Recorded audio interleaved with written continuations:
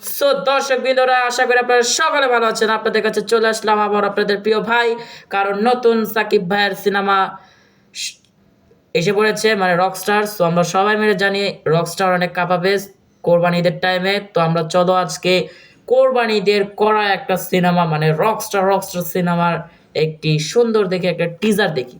So guys, আপনাদের প্রিয় ভাই আমি এখন বসে আছি আপনাদের জন্য।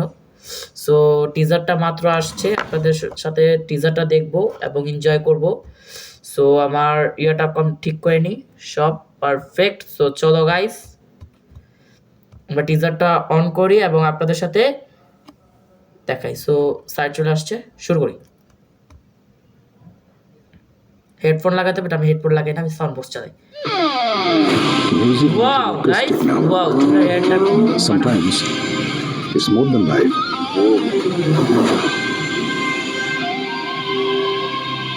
গিটারটা সুন্দর আছে গাইস, গিটারটা আমার পছন্দ হয়েছে। ইয়া দেন ভাই, বাবা রে বাবা, এত বড় Rockstar. Global superstar. The future of a rock star. বড় বড় কনসার্ট করে ভাই, এবং এটা আমরা করতে পারি রে ভাই।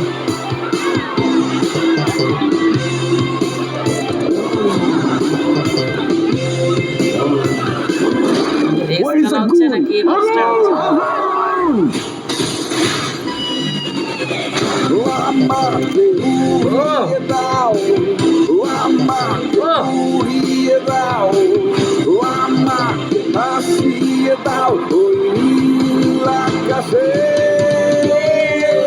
আমাকে নিয়ে যাও তোমার সাথে। নিবো ভাই, চিন্তা করুন, নিবো, আমি নিবো গাইস, কেউ না নিলে আমি নিবো ভাই। আপনি কষ্ট পেন না ভাই, আপনারা আমি নিবো।